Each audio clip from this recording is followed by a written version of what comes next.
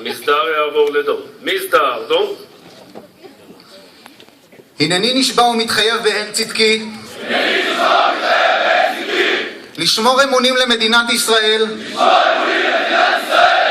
לחוקיה ולשלטונותיה המוסמכים, לקבל על עול עצמי ללא תנאי וללא סייג עול משמעתו של צבא ההגנה לישראל,